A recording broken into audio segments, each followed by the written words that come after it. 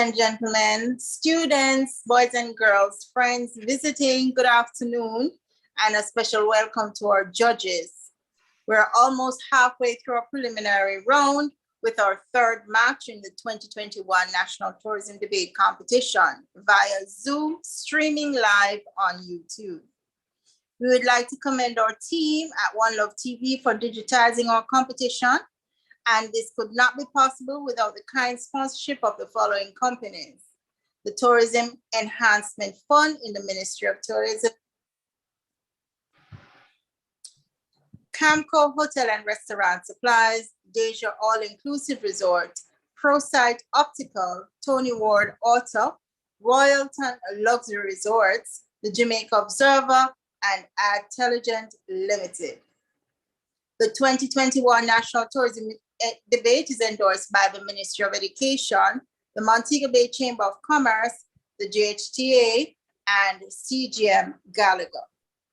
Our judges this afternoon: Attorney at Law Stacey Ann Young, Chief Judge; Robin Russell, First Vice President of the Jamaica Hotel and Tourist Association, the JHTA; and Clinton Pickering, freelance journalist.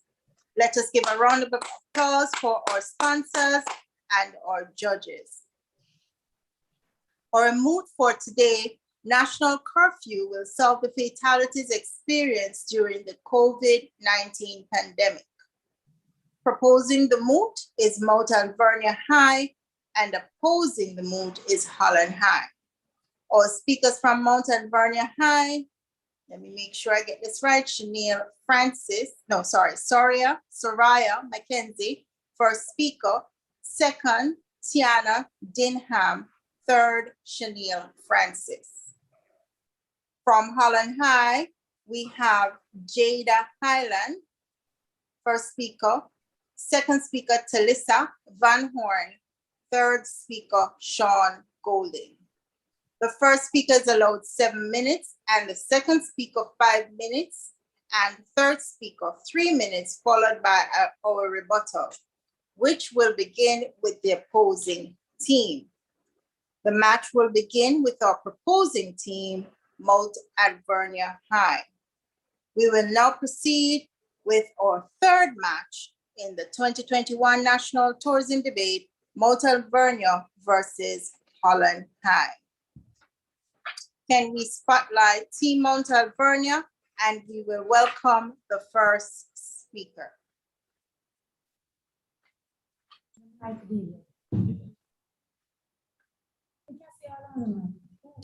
You're very low. We can't hear you very well.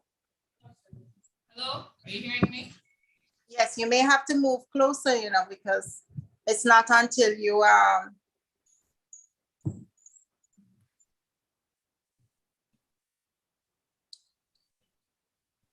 Okay, let's do a mic check. Mic check 1. Sorry, yes. I'm be first. Yes, we're hearing you. You can now go ahead. There is a direct relationship between the national curfew and the number of COVID-19 related deaths, where the limitation of movement helps to reduce the number of persons contracting the disease and thus the number of deaths. Madam Speaker, panel of adjudicators, members of both teams, audience, a pleasant afternoon to all. The motion brought forth in this honorable house is national curfews will solve the fatalities experienced during the COVID-19 pandemic. And being the Prime Minister, it is my duty to define the key terms. The Merriam-Webster Dictionary defines the term fatality as an occurrence of death from a disease.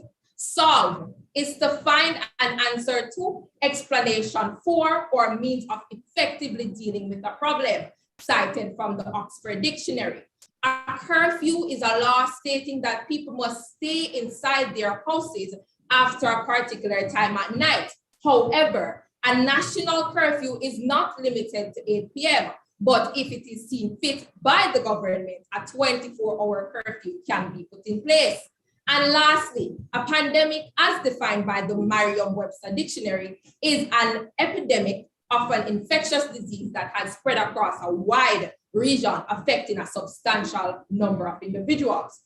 Madam Speaker, I would like to use this opportunity to reinterpret the motion, as well as cement the stance that we, the government, will take as it pertains to this debate. The motion now reads: the national curfew will decrease and eventually eliminate deaths caused by the coronavirus. These deaths were caused by direct exposure to the virus and not by any other contributing factors such as crime or violence. Initially, we will draw your attention to how it will solve the fatalities. 1, it will first limit the number of unnecessary movements. 2, it will then decrease the number of persons contracting the disease. 3, it will curtail the number of deaths caused by the virus. And 4, it will eventually solve the fatalities we are experiencing. We, the government, stand firmly with this motion, as we can distinctively see the principles behind the curfews and mechanism as to why it will work, which is my first point. Alluding to the phases of a long jump, I will be the approaching phase, which will build momentum and speed for my deputy to propel off the board, after which my government member will do the honors of soaring us above the propaganda that the curfew will not solve the fatalities. They will provide statistical evidence and penalties and sanctions under the DR Act that will solve the fatalities. According to the World Health Organization, the coronavirus disease, also known as COVID-19, is an infectious disease caused by the SARS-CoV-2 virus that spreads from an infected person's mouth or nose in small liquid particles when they cough, sneeze, speak, sing, and even breathe. On March 9th, 2020, our first reported case was made known. And since then, the percentage of people seeking medical care for COVID-19 illnesses and COVID-19 hospitalizations has trended upwards since that first exposure, not to mention the number of deaths that we have experienced since then. One of the things that the government used to help to reduce the increasing spread of the COVID-19 was to institute curfews, and this was on April Fool's, April 1st. The goal of the government is to reduce the opportunities for disease transmission without totally closing down all businesses. Now, Brian Lumbus, PhD, MPH, said the purpose of these curfews is to reduce non-essential interactions. Let me repeat that. It is to reduce non-essential interactions between people from different households. If persons are staying in their homes, instead of socializing with others outside the household, they drastically reduce their chances of catching or spreading the disease. Furthermore, the principle of curfews is that it reduces disease transmission while not completely disrupting people's lives. It lessens contact while still allowing people to make an income. And it limits unnecessary movement while still allowing us to move. With curfews limiting unnecessary movement, we also limit the number of persons contracting the disease. With the number of persons contracting the disease being reduced, then the number of persons dying from contracting the disease is also significantly declined. Here. So it is as clear as day that with the curfews, we will reduce the fatalities. Madam Speaker, I would like to point out that there is no substantial evidence that shows us that the curfews are making it worse as it pertains to COVID-19 related deaths. Let us quickly take a look at the mechanism behind curfews. Curfews were put in place with the goal of limiting late night and early morning operating hours and to reduce the extent to which people are at increased risk of close contact and therefore being infected. With curfew hours ranging from 5 a.m. to 8 p.m., all the entertainment events are likely to be held in the day. Therefore, we have less parties, Wedding Wednesdays, Dirty Fridays, and 9 nights. But of course, the 8 p.m. closing time put in place by the curfew may upheave several questions, especially since the virus is not limited by time.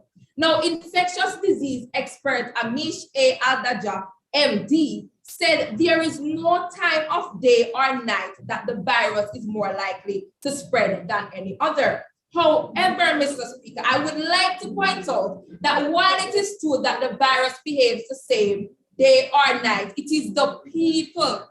It is the people who behave differently as the night wears on, particularly when alcohol is involved.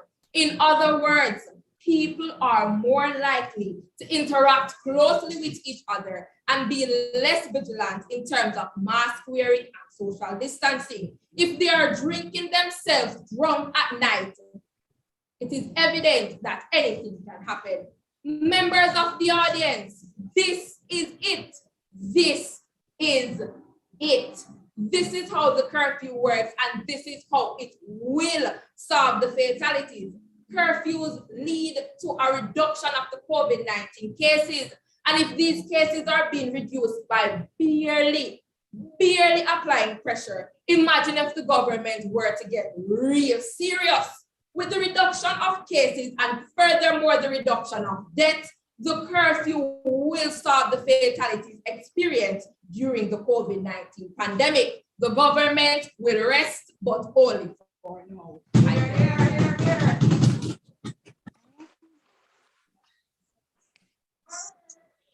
Thank you, First Speaker Mount Alvernia.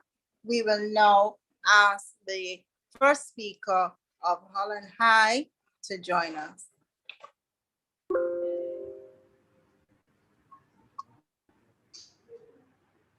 Panel of adjudicators, members of the House, my esteemed opponents, members of the audience, good afternoon. The proposing team in this debate put forward the argument that national curfews will stop fatality experienced during the COVID-19 pandemic. But let me outline the opposition's plausible position to this move. Hello, I hope you're hearing me. Very sorry to interrupt. The spotlight is still on Mount Alvernia, so we're not seeing the presenter. Can the spotlight be shifted to Holland, please, so that we can see? Thank you very much. Sorry, darling, just take another 30 seconds to just relax. You get to start again. The timekeeper will start over. We just wanted to see your face. Thank you. We're seeing you clearly now. We can start. Panel of adjudicators, members of the House, my esteemed opponents, members of the audience, good afternoon. The proposing team in this debate put forward the argument that national curfews will stop the fatality experienced during the COVID-19 pandemic. But let me outline the opposition's plausible proposition to this move. The term curfew refers to an order establishing a specific time in the evening as to which certain regulations apply, especially that no citizens or other specified group of unauthorized persons may be outdoors, or that places of public assembly must be closed, as defined by dictionary.com. National refers to anything of, relating to, or maintained by a nation as an organized whole or independent political unit.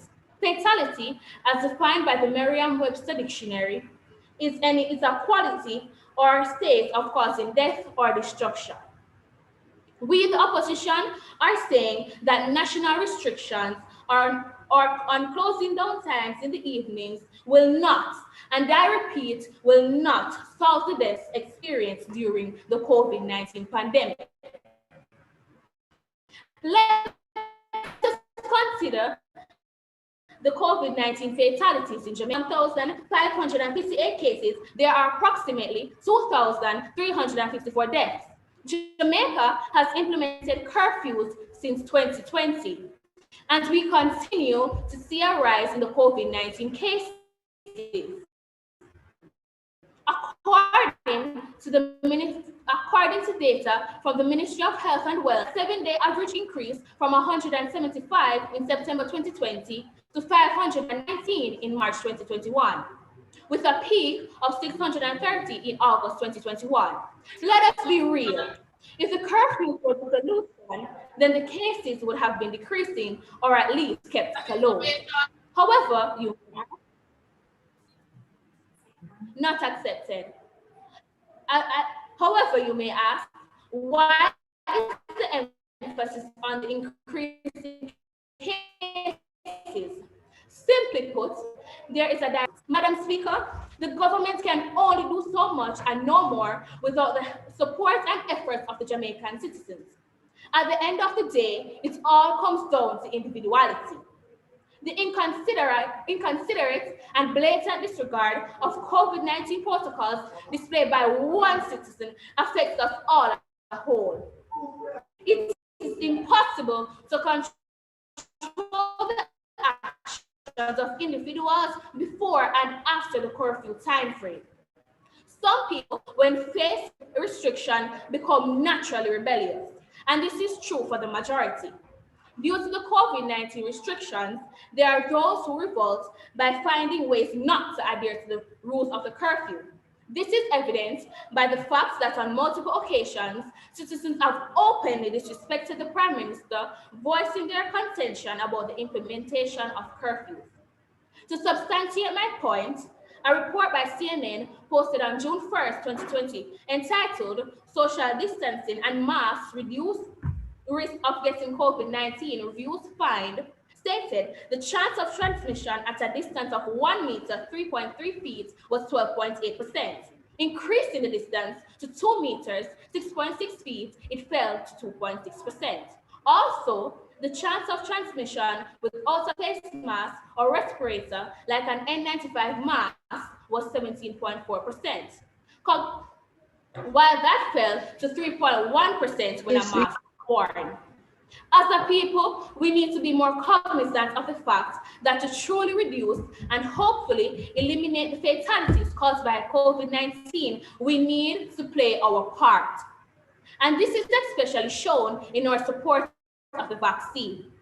Side opposition is presenting a simple case. National curfews are not the solution, the vaccine is. While we may argue that the vaccine does not prevent the spread of the virus, we cannot deny that it prevents one from becoming seriously ill. A report by the CDC posted January 1st, 2021, titled The Advisory Committee on Immunization Practices Interim Recommendation for the Use of Moderna COVID-19 Vaccine, United States, December 2020, stated, and I quote, interim findings from this clinical trial using data from participants with a median of 2 months of follow-up indicates that the Moderna COVID-19 vaccine efficacy after 2 doses was 94.1%. Other reports suggest that other vaccination types are similarly effective against COVID-19 symptoms. But what is the actual evidence that supports the idea of the vaccine being advantageous against COVID-19? On March 8th of this year, when the first batch of vaccines arrived, the government started a vaccination drive with the aim of encouraging citizens to be vaccinated. As it stands now, Jamaica's vaccination is above 20%. And that was enough for us to see a significant decrease in the hospitalization rate of those infected with the virus. A report by the Pan American Health Organization, PAHO, titled PAHO Jamaica CO-EOC COVID-19 Situation Report, number 469. Look from a student. After we school it, I keep too.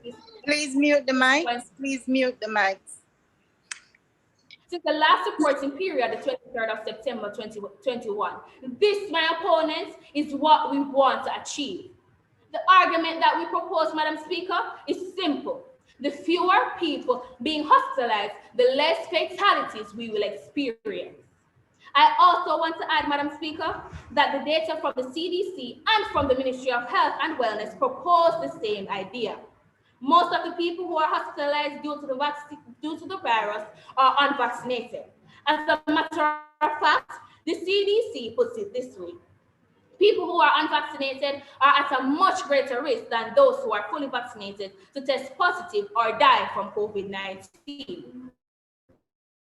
This is backed by the New York Times, which shows that of September 2021, the positivity rate of those unvaccinated is 95.1%. With 95.1% compared to 16.2% of those fully vaccinated. This is 6 times as high.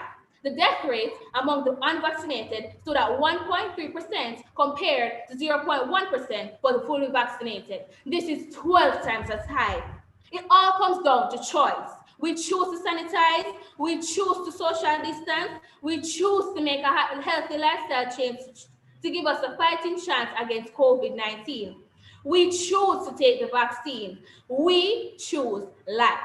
Madam Speaker, I don't think I need to go any further. The data is right before us.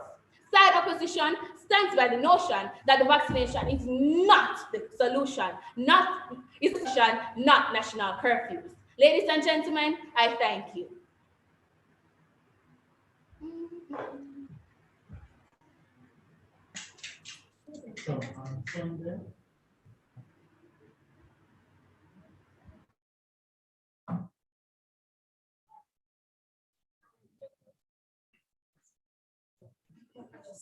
Everyone, turns up.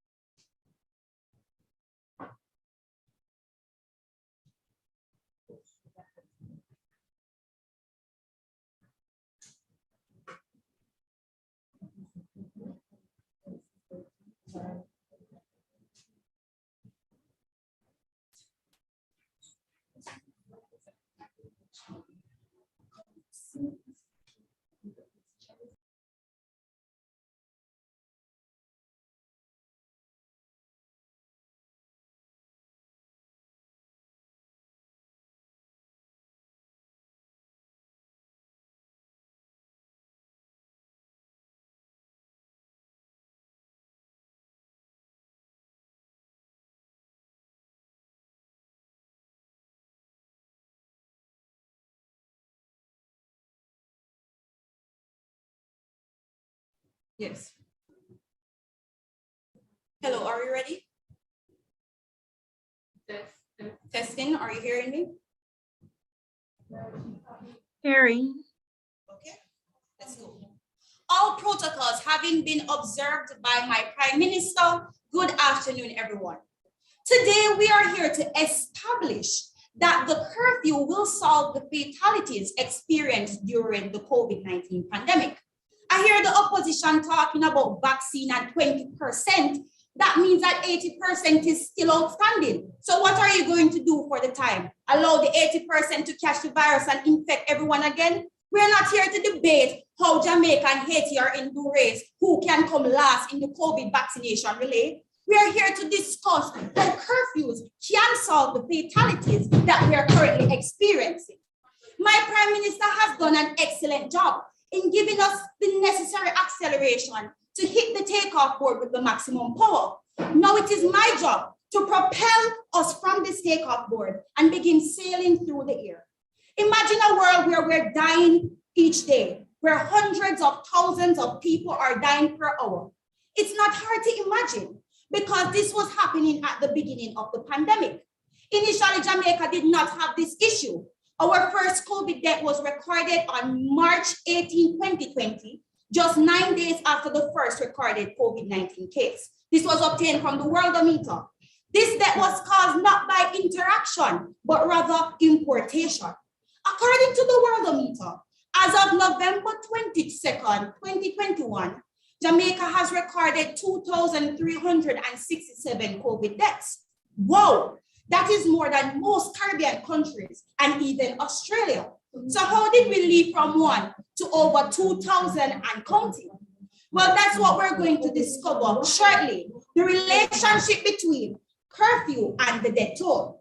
According to the Jam COVID website, Jamaica had a curfew on May 6 to May 13, 2020, from 6 p.m. to 6 a.m.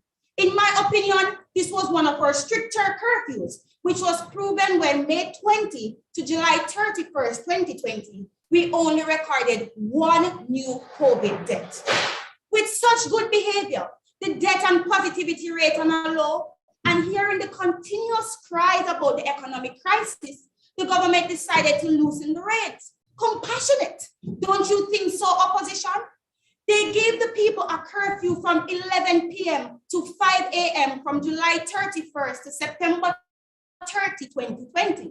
The excitement that was felt was clearly evident by the COVID numbers that rolled in by the baker's dozen. The government was so shocked, they had to move the curfew to 9 p.m. to 8 a.m. from August 27 to September 30, 2020, but 7 p.m. to 5 a.m. for Kingston, St. Andrew, St. Thomas, and Clarendon, which were the COVID death hotspots, again, obtained from the Jam COVID website. I will not be accepting. If you don't believe that the curfew reduces the number of COVID fatalities, let me show you what happens when the government relaxes it. On July 1st to August 11, 2021, the curfew was 11 p.m. to 5 a.m. Adequate time to mix and mingle while doing unnecessary activities. During the relaxed curfew, the citizens decided to participate in Dream Weekend. I know a lot of them dreamt they never attended that weekend. The numbers started to roll in like cash pot with over 70 more COVID deaths. August 23rd, 31, August 24, 15, August 26, lucky number 22, August 28, racing horse. The numbers were flying away. Look at my point being proven. We are gambling with our lives. Whenever we loosen the curfews, that's when the fatalities increase. If the statistics that I just said are too common, let us look abroad. Let us look on our friendly neighbor Montserrat. Despite their small size, there is something significant about Montserrat, and it isn't the volcanoes. They have only recorded 1 COVID death since the start of the pandemic. What was so special about Montserrat? Are they hiding the cure? No. 1, according to the government of Montserrat, they did 2 things. 1, they had consistent curfews, and 2, they implemented 24-hour daily curfews from February 11, 2021 to February 21, 2021. Yes, the essential services were open. However, only 1 member per household were able to access these services between the hours of 8 a.m. to 12 p.m. What were the results? No new cases, no new deaths. Clearly, Montserrat understood the assignment. If you don't understand that the curfew will solve the fatalities experienced by the COVID-19 pandemic, then clearly you're intellectually deficient and you need some neuroglia. If you don't get that joke, it proves my point. The proposition, rest your case.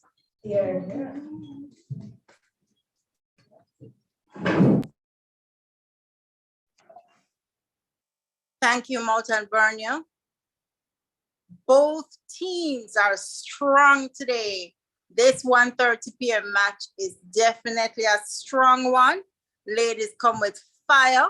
And we also have a gentleman with us from Holland, and I'm sure he is going to be coming with the same salt of fire. We will give our judges a little time to deliberate before we take on our third speakers.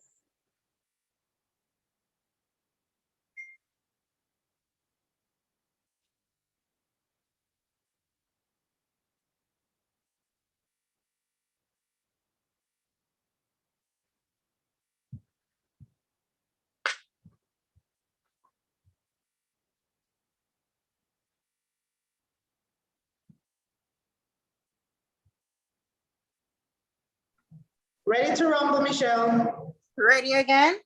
All right, we will now have our third. Did we go with the second speaker? Yes. Second speaker, sorry. From Holland High, Talissa Van Horn. May we have the spotlight on Talissa?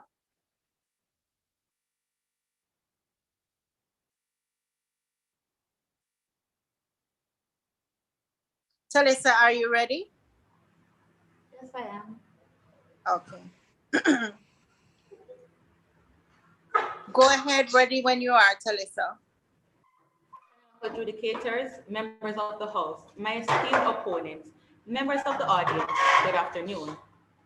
The proposing team in this debate put forward the argument that dream weekends are held in bushes. Do you know how many dream weekends are held in bushes? Mr. Speaker, the motion that we are here to discuss is that national curfews are effective in solving the fatalities experienced during the COVID-19 pandemic. Team opposition, however, hastens to inform you, our noble audience, that the national curfews are not effective in solving the fatalities or the spread of coronavirus because it forces large crowds of individuals to be gathered in areas, thus increasing the chances of spreading the coronavirus and increasing the fatalities.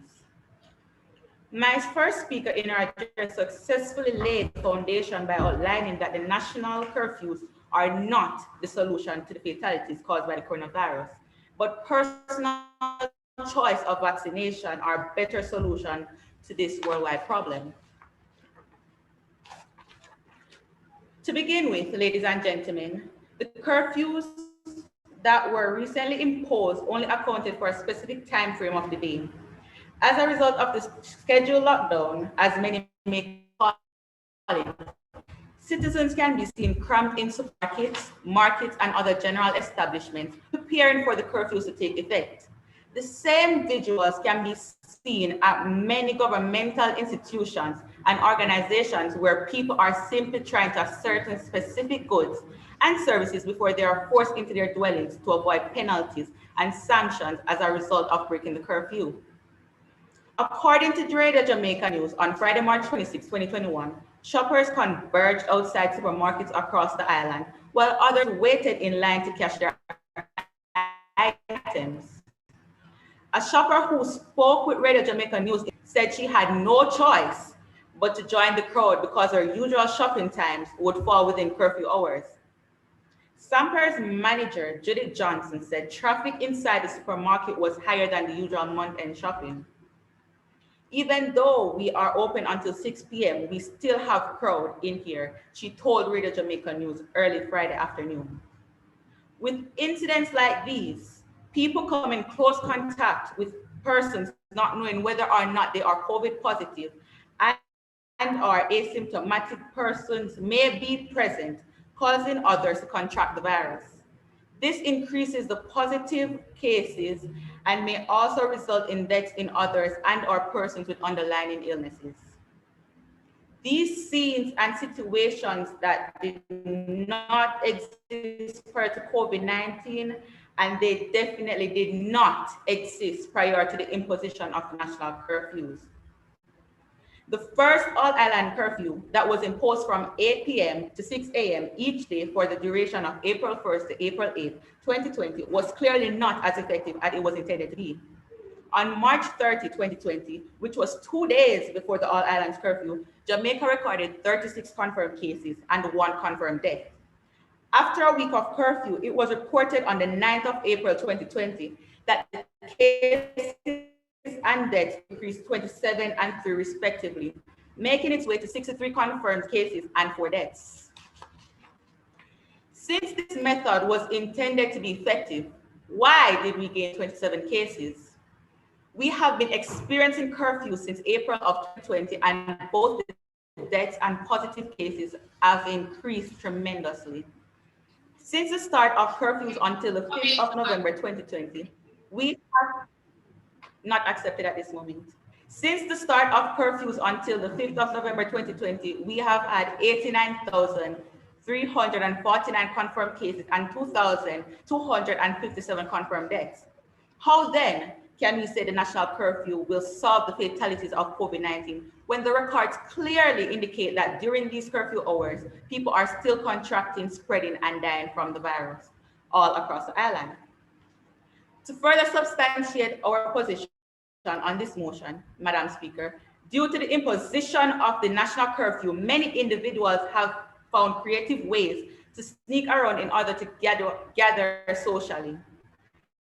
During the national curfew imposed on the island in the months of September and October 2021, Myriads of videos have surfaced on social media showcasing residents in inner city communities squeezed and pressed together in small yard day raids, barricaded by zinc fences. They are gyrating on each other and, of course, exchanging bodily fluids in this process. There is one resident on the lookout for police officers, and at the sound of the siren, many can be seen staying at it. But my noble opponents, this is just what happens in some communities under the national curfew.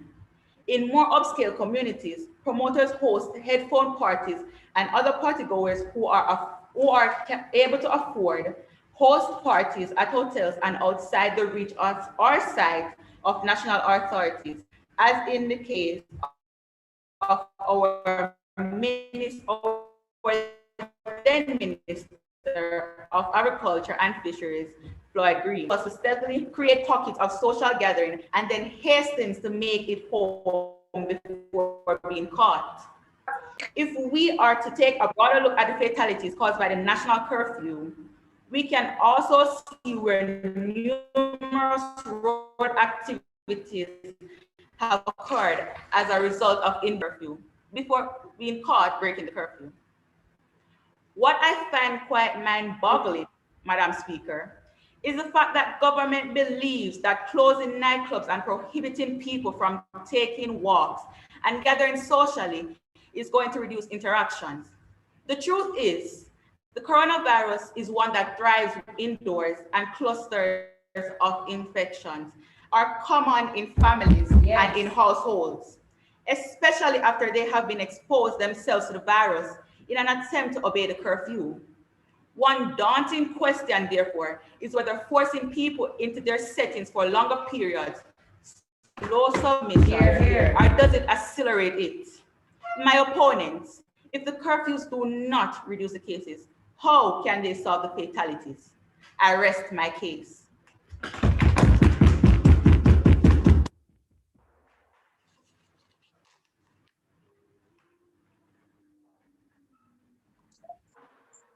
Thank you. Second speaker, Talisa Van Horn.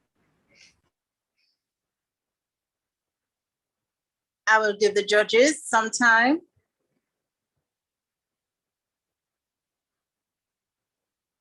Let us use the opportunity to once again thank our sponsors, the Tourism Enhancement Fund in the Ministry of Tourism, Camco Hotel and Restaurant Supplies, Deja All-Inclusive Resort, ProSight Optical, Tony Ward Auto, Royalton Luxury Resorts, the Jamaica Observer, and Ad Intelligent Limited. The 2021 National Tourism Debate is endorsed by the Ministry of Education, the Montego Bay Chamber of Commerce, the GHTA, and CGM Gallagher. Are we ready for third speakers?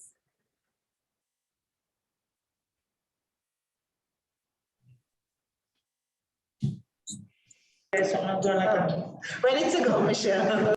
Ready to go. All right. Chanel Francis from Mount Alvernia High, you may begin. This is why the debts will not fall, as the opposition want people to be out box and gyrating, while we, the government, want to have them inside and keep them safe. Regardless of your arguments, opposition, the statistics will not lie. Because when we tighten the curfews, the statistic of death goes down, and when it is loosened, we go up. You're only attacking the loosened curfews, but don't you look at the tightened curfews as well? Don't be one-sided, opposition. The purpose of the curfew is to protect people from contracting virus and eventually dying. Do you want your people to die? Since the curfew, there have been breaches by the population. Let the protocol that has been established be observed. Good afternoon, all. The government firmly stands with the motion that national curfew will solve the fatalities experienced during the COVID-19 pandemic.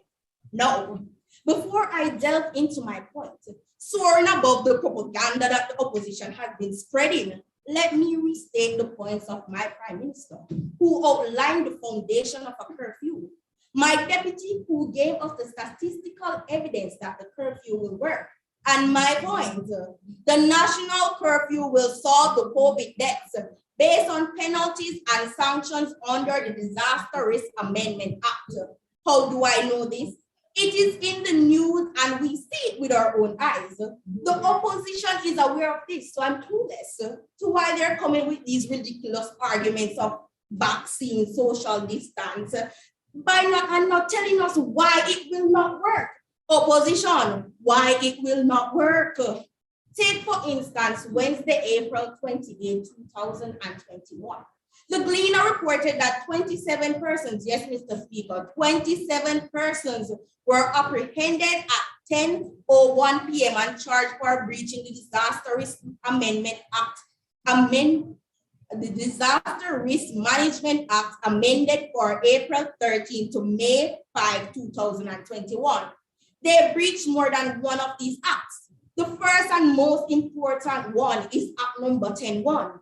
Each person is directed to remain in abode of or place of residence, including their yard.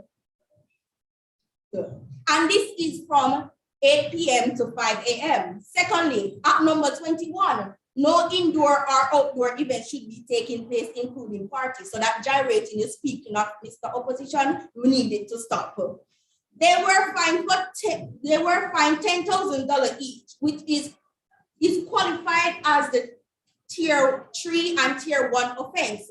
10,000 times 27 plus the 20,000 that was charged for the promoter is 290,000. Money can't feed family because they lose most of their jobs. So opposition, when you're saying that these sanctions are too tough, if it is hard, you will feel. I thank you. The opposition rests for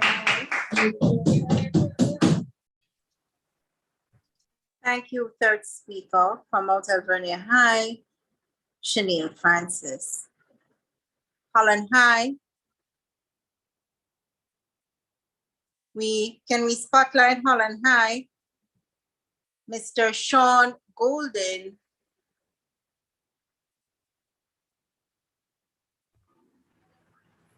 Mr. Sean Golding, is he ready? Daniel, Jamie, do we have a spotlight on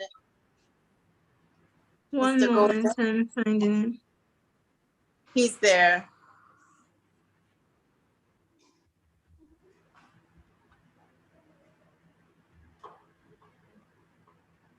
Okay, there you are, Mr. Golden, the only gentleman for our speakers today. Go ahead, Mr. Golden, when you're ready.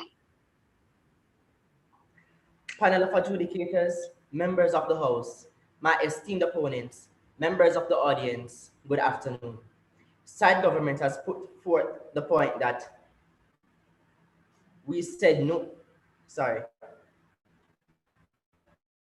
Your second speaker said we want persons to be granting. We said no such thing. We stated that the curfews have pushed people to do this, but we allow them to come on board. My foregone speakers have made it absolutely clear that the national curfews are not a way to reduce the fatalities experienced as a result of COVID-19. Our opposition leader has clearly given us the alternative, which is for Jamaicans to make the concerted decision to abide by the social distancing, mask wear, and vaccination policies. The deputy opposition leader further cemented the idea, which shows how curfews have caused bundling in places of business, which have increased the spread of the virus instead of eliminating it. Therefore, the government ministers cannot convince this noble house that curfews are the way to go. Now let us look at the time that the virus spreads. Do you know what time the COVID virus is most active? The arguments when the curfew is enforced, but I say to this noble house that there is no evidence to show that it spreads after 6 p.m. or on the weekends. When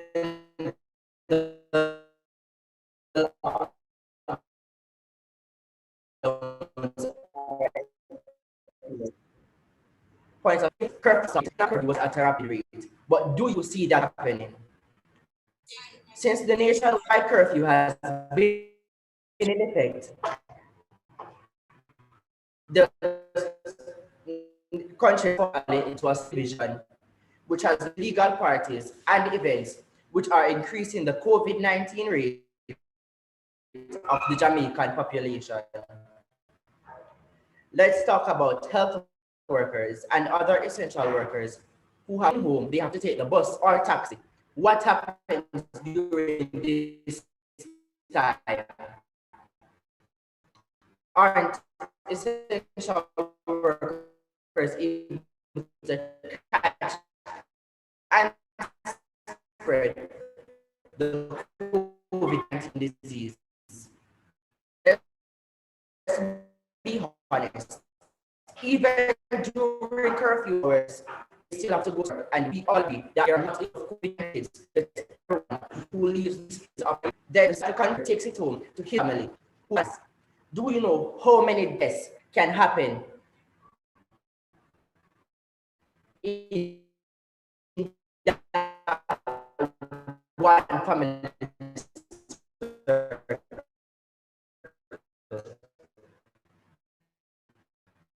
This is why opposition thinks that curfew is not the solution to solving the fatalities experienced by COVID-19. Rather, we have clearly demonstrated that each Jamaican taking responsibility for his or her action, making the concerted effort to beat this disease by social distancing, sanitizing, wearing our masks, and vaccinating. The Holland team heroes. I believe that they can, Yes, but their bandwidth is a bit low, and I think the time is up. The coaches in the group, Holland, is your coach there? I'm hoping, I can't, the picture is frozen, so I can't even discern whether or not they're hearing us. Yes, she is. All right. Unfortunately, Mr. Golding, we couldn't hear most of your presentation because it kept freezing up and then we couldn't hear you or see you. And we don't want to be unfair to you by judging you on bits and pieces of your presentation. So what we are going to do, I think it's just a 3-minute presentation that you have, so we believe that we can sacrifice the time to ask you to just give it to us again so that we can hear you, because after the first minute you were frozen and we really could not hear you. It was very choppy. Okay, and also saying that the bandwidth, their Wi-Fi is very, very low. Yes, I know that is a contributing factor, but I don't know. I can see the coach or teacher coming in, but we got bits and pieces of it, but I really want to be very fair to Mr. Golding. So I want him to just take his time and just deliver the presentation. Again, for us, it's 3 minutes, and we will do it again. And try to stay with it. Yeah, we'll try and try to stay within the 3 minutes, Mr. Golding, but we're just gonna ask you to deliver it again because we missed some of your points, because we couldn't hear you. Are you hearing me now? Yes, I'm hearing you now, but you were frozen, so we couldn't even see expressions or gestures or anything. I see movement now. It's still saying bandwidth is low, but at least it seems like a live feed. Timekeeper, you can commence now again. Go ahead, Mr. Go ahead, Mr. Golding. The second speaker said we wanted persons to be gyrating. We said no such thing. We stated that the curfews have pushed people to do this, but we allowed them to come on board. My foregone speakers have made it absolutely clear that national curfews are not the way to reduce the fatalities experienced as a result of COVID-19.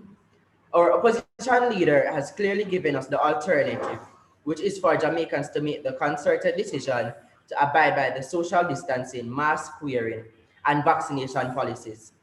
The deputy opposition leader further cemented the idea which shows how curfews have caused bundling in places of business, which have increased the spread of the virus instead of eliminating it. Therefore, the government ministers cannot convince this noble house that curfews are the way to go. Now let us take a look at the time the virus spreads. Do you know what time the virus spreads? The argument presented by the government members would suggest that it spreads in the evenings when the curfew is enforced, but I say to this noble house that there is no evidence to show that it spreads after 6 p.m. or for that matter on weekends when the lockdown is enforced. What am I therefore saying? Simply put, curfews will not stop the fatalities. The national curfew was officially put in place to ensure the COVID-19 levels do not increase at a rapid rate. But do you see that happening?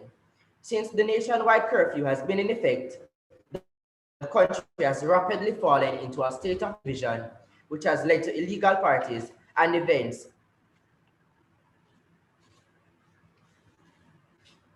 which are increasing the COVID-19 rate of the Jamaican population.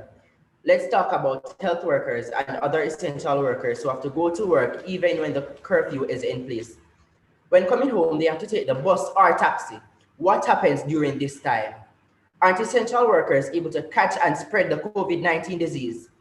Let's be honest, even during the curfew hours, they still have to go to work, and we can all agree that there are not enough COVID-19 kits to test everyone who leaves these places of employment. Therefore, essential workers infect on the bus or taxi. Then the cycle continues when this worker takes it home to his family, who contracts the diseases and dies. This is why side opposition maintains that curfews are not the solution to solving the fatalities experienced by COVID-19. Rather, we have clearly demonstrated that the onus is on each Jamaican taking responsibility for his or her action, making the concerted effort to beat this disease by social distancing, sanitizing, wearing our masks, and getting vaccinated. I am sure you agree. Side opposition rests. Thank you.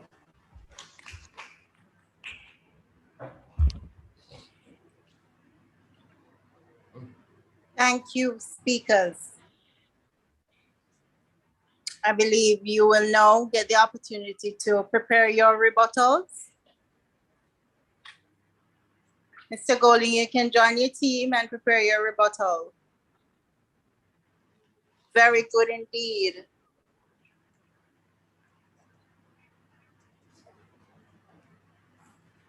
Now that we have all heard from all the speakers, Alvernia High and Holland High, they will prepare their rebuttal. And the rebuttal will begin with the opposing team, Holland High School, followed by the proposing team, Alvernia. We will give the judges some time to deliberate, and we will probably break for 5 minutes. 5 to 10, yeah, 5 minutes. So prepare your rebuttals, Holland High, prepare your rebuttal, and Alvernia.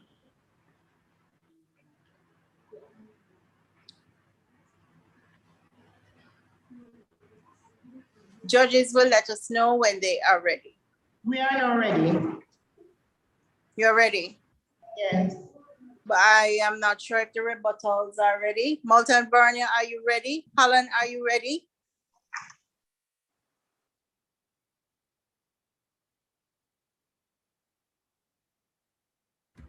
Give us a minute, please. Okay. Holland, you need a minute, right? Yes, thank you. Not a problem, a minute.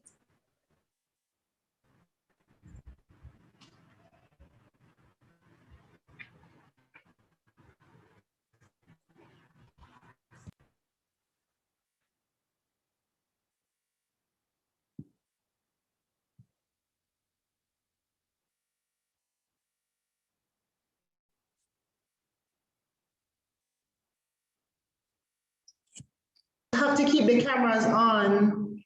Cameras and mics on, please. Team Holland. And Mount Alvernia. Oh, they can mute. No, because they are. Oh, not to me.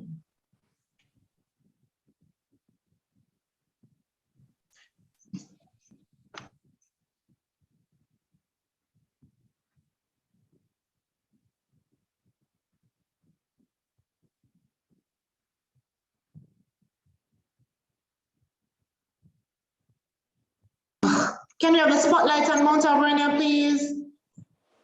I believe we're starting with Holland. Oh, okay. We weren't able to Yes, see. not a problem.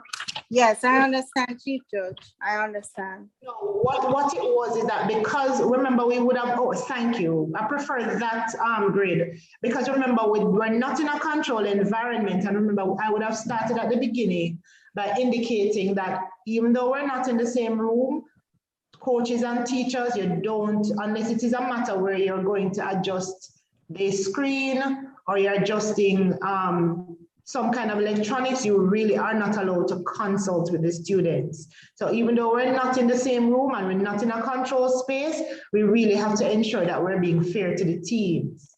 So we can't have a situation where somebody is seeking guidance or getting assistance from somebody during the competition.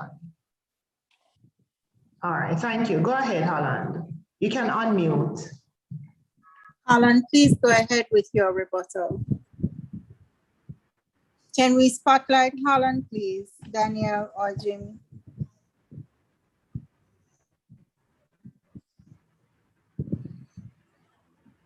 Esteemed judges, members of this noble house, government ministers, and my fellow teammates, good afternoon. The motion before the House today is a national curfews will solve the fatalities experienced during the COVID-19 pandemic. Side governments would want to deceive this noble house to believe that if we stay home, then we can curb the fatalities.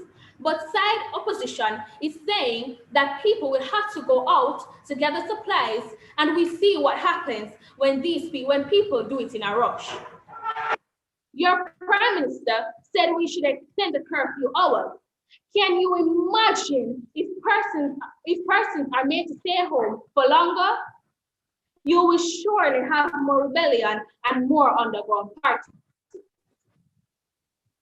And you will definitely have mentally ill persons walking around. Let us reason with the people and get them on board. Side governments, you also said that when we have less parties like Wedding Wednesdays, because people in these days said that we will have less parties like Wedding Wednesdays because people will stay home days. But we, the opposition, are saying that people will have them in the bushes and even hotels, like our second speaker highlighted. Can we recall the famous party on the No Movement Day with our then Prime Minister of Agriculture? Your second speaker spoke about Dream Weekend. What caused back then? People's choice. Do you know how many Dream Weekends are happening in the bushes? The virus is still spreading during curfew hours. We maintain that personal choice is what caused all of this. If people want to stop the virus, self will allow them to do it. If they decide to stay away from these parties or get vaccinated or wear masks, then I am sure this would be a better way. This would stop the disease in its tracks, not curfews, my opponent. Team opposition maintains that it is a personal choice, not curfews. Therefore, we have to make the choice to perform social distancing, mask wearing, and vaccination, as these are better choices and options to solve the fatalities we are experiencing. We say educate the population and allow people to come on board and solve the problem. When there is a will, there is a way. When people put their minds to do something, nothing can stop them, even if it means building the Tower of Babel.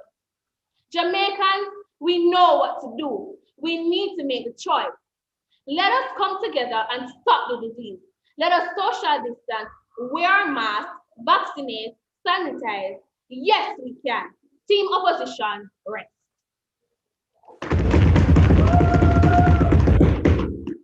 Thank you. Malta Alvernia, you may now begin with your rebuttals.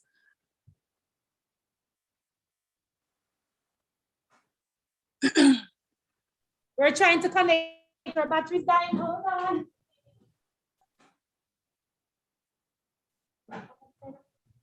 Yes. We are ready.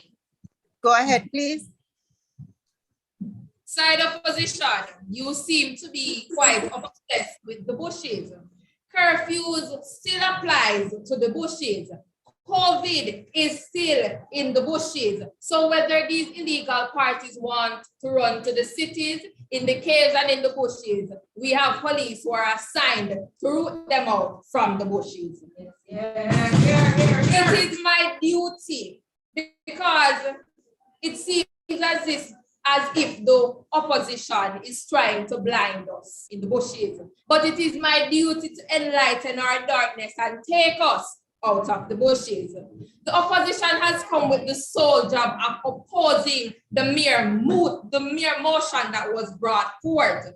The national curfews will solve the fatalities experienced during the COVID-19 pandemic. I will ask the opposition, where is the evidence that it will not solve it? Because my team and I has brought forth concrete evidence that it is currently working and it will work.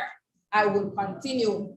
I heard one of the members mention that the third speaker mentioned that if we know the time that COVID spreads. And I would like to remind said speaker, because it seemed as if he did not hear me when I quoted from the infectious disease expert, Amish A. Alda J.A., that there is no time where the virus is limited. The virus is not limited to any time. It can spread in the day just as much as how it can spread in the night. I would also like to point out the fact that being quarantined is also a curfew. Being under lockdown is also a curfew. So a curfew does not only extend from 5 a.m. to 8 p.m. In addition, I said that I will extend the curfew. I said no such thing. I said that if the government sees it fit, they can extend the curfew. I will continue. The side opposition then went on to say that on April 9, 2020, we had a lot of deaths. Pardon? Grade 11 Franciscan ladies who would like to participate in cheerleading. Please be on the back of chairs. I need to pause for a moment because there was a distracting sound coming from, we don't know, persons. You really have to be very careful. We have limitations because of the mode of presentations. So you have to mute your mics. There was a very distracting sound. So we didn't hear about the last minute of what you were saying. About the last minute. Can she get a minute, please? She needs to get an additional minute because we didn't hear the last minute of what you were saying because of the distraction. So we're just gonna ask you to start back. You were saying the point you were making about, just a moment, please. Let me just confirm with Mr. Rose. Just start back from not the previous point you were making. Please, go ahead. You may begin. The expert. The expert. Infectious disease expert. An expert, Madam Speaker, stated, her name is Amish A. Aldaja, MD. She said that there is no time of day or night that the virus is more likely to spread than any other. It is the people's behavior in the night that causes the virus to spread. And this is why the government is adamant on closing the country down during the night, because we are positive that if we open this country up in the night, the people's behavior will help to spread the disease. The opposition then went on to say that they believe that every Jamaican should take action in this situation. Now, if we allow each Jamaican to take action into their own hands, we would have no Jamaica left. As a matter of fact, we would have no world left. And that is exactly why we have a structure. We have the government who is put in place of making the curfew and making it substantial so we can follow it. My last point that I would like to close on is that the opposition went on to say we are not allowing the essential workers to go to work. We are indeed allowing the essential workers to go to work because the curfew was set in such a way that it allows people to make necessary movement. It cuts out unnecessary movement. So if someone is making an unnecessary movement and they are being affected by this, it is obvious that the movement is not essential to the society nor to their economy. In addition to this, the opposition is bringing forth the point of vaccination. I hear suggestions, but I hear no substantial evidence as to why the curfew will not work, and the curfew is currently working. Imagine the opposition is here telling us that the supermarket is crowded with one person. Madam Speaker, there is approximately 3 million people, in Jamaica, and it is one person who is going to not follow the rules. I would like to point out that we have more people adhering to the rules than we have people breaking the rules. In the day, we have more people wearing their masks and social distancing because they are being watched. I rest. The government rests.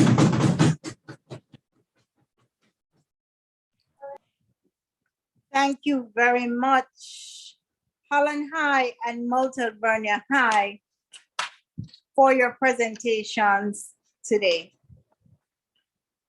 We are now in the third match or final match for today. We've had 3 matches. I will allow the judges to deliberate. We will come back with our scores. Both schools were strong. Both schools had good points, in my opinion. Jamie, I don't know if you want to give us a break. And the judges will cue us when they are ready with their scores.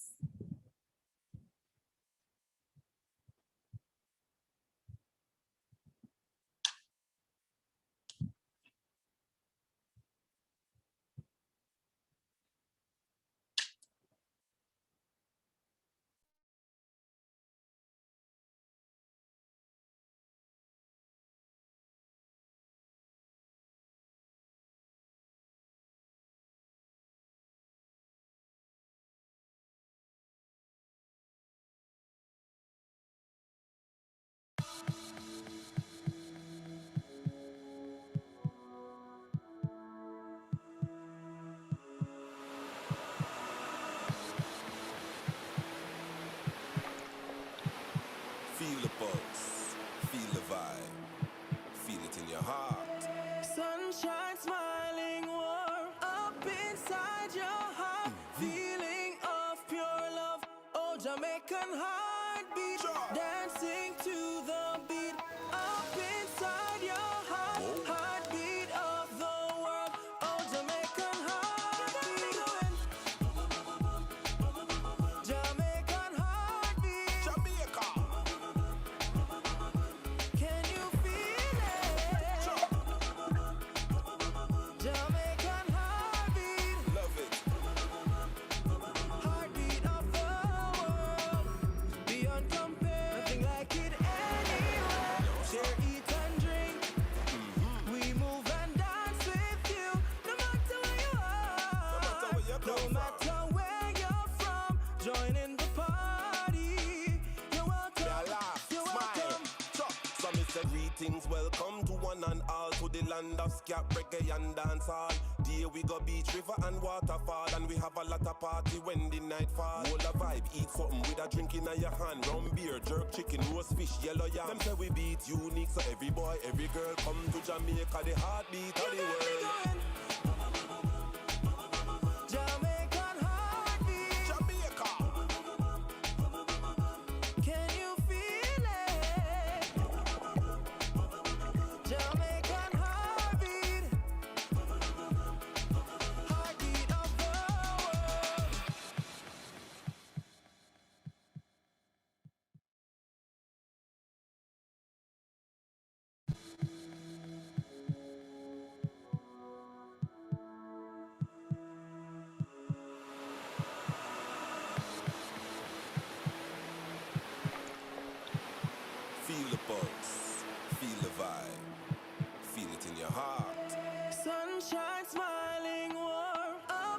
inside your heart, feeling of pure love. Oh, Jamaican heartbeat, dancing to the beat. Up inside your heart, heartbeat of the world. Oh, Jamaican heartbeat. Jamaican heartbeat. Jamaica. Can you feel it? Jamaican heartbeat. Love it. Heartbeat of the world. Beyond compare. Nothing like it anywhere. Share, eat and drink. We move and dance with you. No matter where you are. No matter where you're from. Join in the party. You're welcome. Yeah, laugh, You're smile. welcome. Chop. So me say greetings, welcome to one and all, to the land of scat, reggae and dancehall.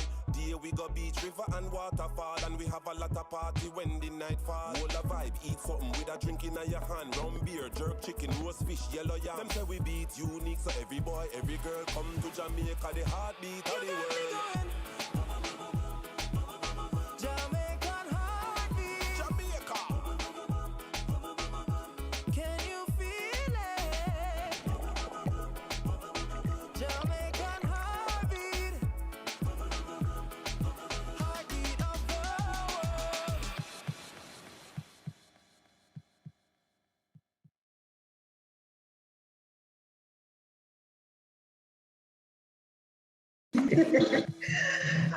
Ready to rumble now, Michelle, we're back. Whenever you are ready, we're ready. Thank you, judges.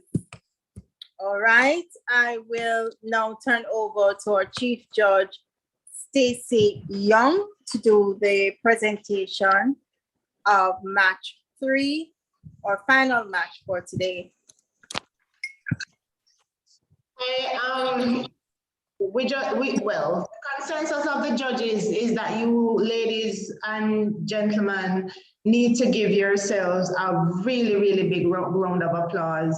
That was really a very riveting match. So we just want to pause for you to really just celebrate yourselves and congratulate yourself for a job well done. It's coming on to the end of the day, it's 3 p.m. And as judges, we've been sitting here prior to 9 a.m. Moderator has been sitting as well. And for those of us who in between had to run and do other things. So it has been a very long day. However, the consensus between the judges is that if there was a match of the day, this would have been our match of the day. So again, kudos to both teams because we are in agreement that this is really the best matchup that we have had today. The presenters, it is clear that you did your research. It is clear that you knew your arguments. It is also clear that you have, a very good grasp of the concepts and what the debate should have been. I love the interaction between the teams, and for us, coming on to the end of the day, it was very refreshing, very informative, and we thoroughly enjoyed it. It was also a very good matchup, and we just want you to know that we would have given concessions as much as possible for the whatever have arisen, and all of that was taken into consideration. I'm just going to try to go through quickly with the comments. Two of us are here, myself and Mr. Robin Russell are in the same location, but Mr. Clinton Pickering, he was at a different location, but know that we were still communicating and we have consulted to come to the results that we will be indicating. Now we had a moot, national curfew will solve the fatalities experienced during the COVID-19 pandemic. We had a first speaker, Alvernia, who started off with a very good tone and pace. So this was a consensus from the judges. The introduction was good, definition was good. We state in the mood, distinction between COVID deaths and crime, all of that was really, really good. we love the fact that you took us through the 4 different steps of reducing the movement, reducing contraction, and then how it is that you propose that the curfews would then solve the problem.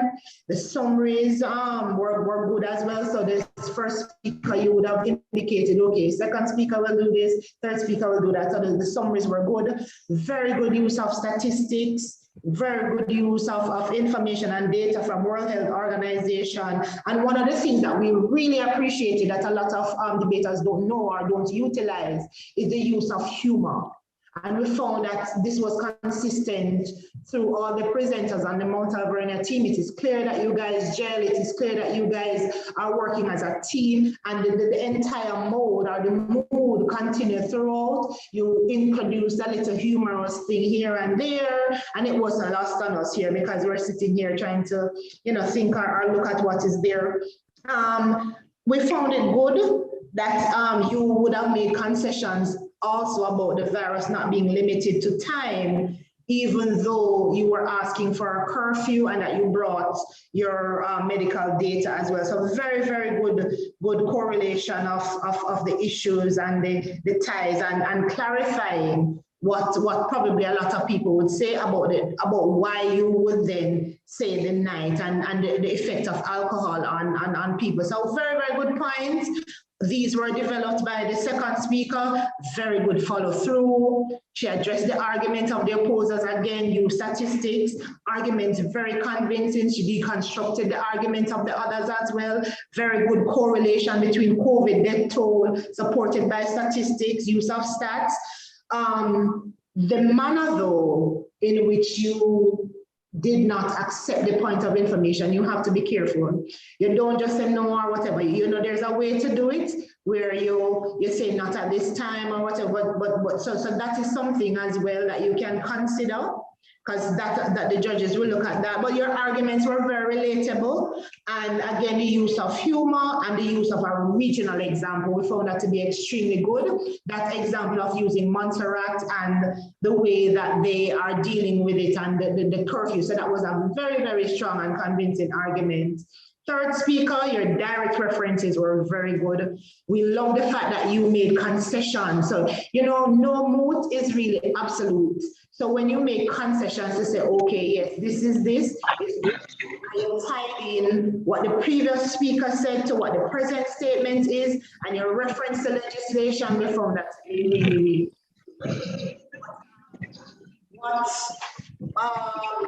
the suggestion though is that while it is that you can be, and we found it to be very good, the heckling is good and the supporting is good, just ensure that it's not too boisterous or too loud, because sometimes, we get a little feedback, but maybe it's different in another environment. But overall, very good presentation.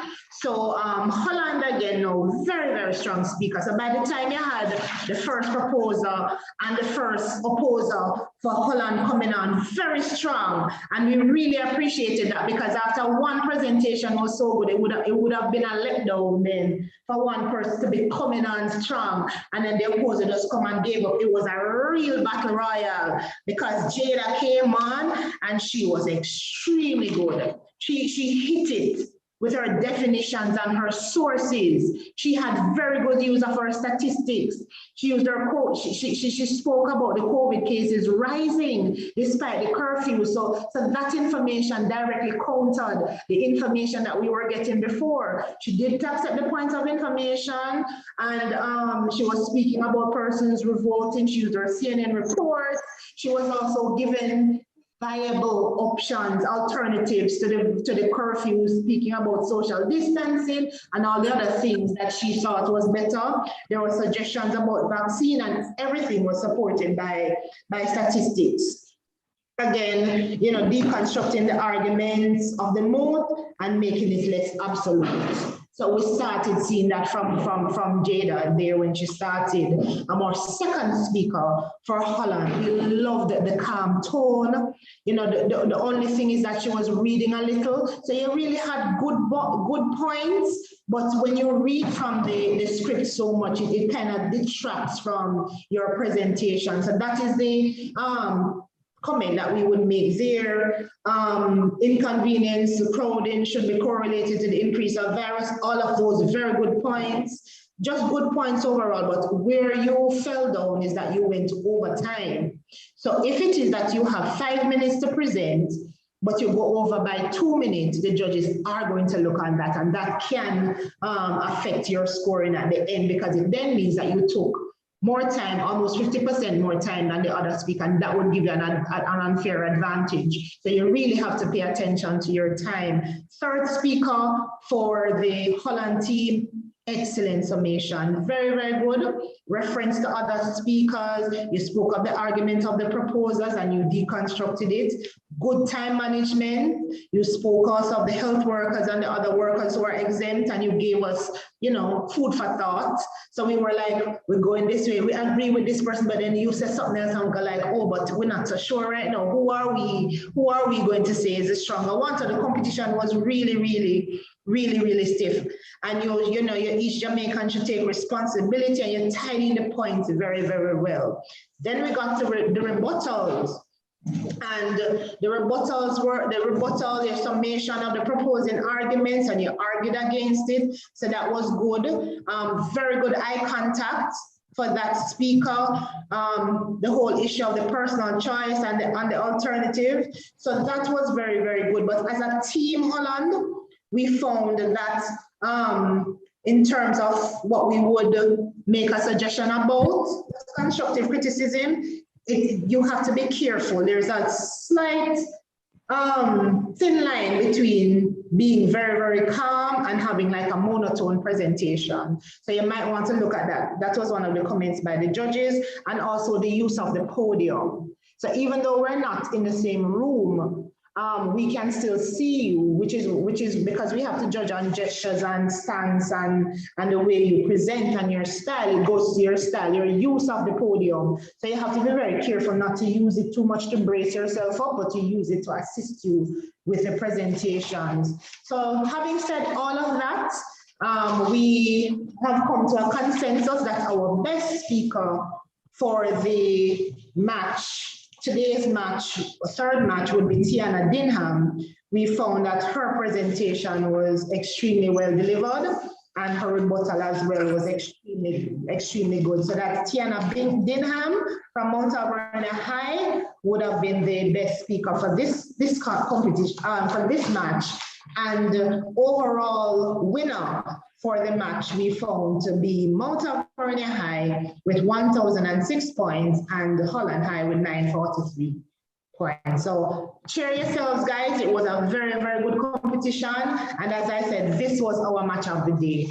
So Mount Alvernia High will be moving forward from this preliminary round, and Holland High, very, very good efforts. Thank you indeed. Well said from our Chief Judge Stacey Young and our other two judges, First Vice President Robin Russell from the GHTA and Clinton Pickering, freelance journalist. And congratulations to Mount Alvernia. Before our Chief Judge said it, I was going to say it as well. This was indeed a very strong match, the strongest for today. I'd like to thank our participating audience that is here with us. The schools, teachers, coaches, I think you did a very good job. And I personally believe the coaches asked for more time because they know they were going to be good. Our production team, Daniel Dehaney, Jamie Drummond, and Rashid Dona. A special thanks to our judges once again, our sponsors. I'm your host, Michelle Toller. See you at the next match. Good afternoon, people. Have a good one. Stay safe.